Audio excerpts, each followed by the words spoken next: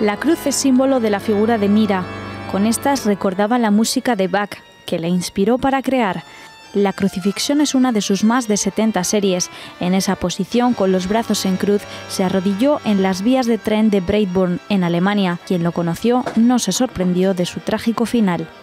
La muerte de Víctor fue, yo creo, el culmen de una vida destinada directamente a eso. O sea, él creó su mito, su leyenda, su obra, sabiendo que un día la cortaría. Atrás dejó miles de obras. Su incansable pasión por la pintura le llevó a ser uno de los artistas que menos indiferente dejó al mundo del arte en la segunda mitad del siglo XX.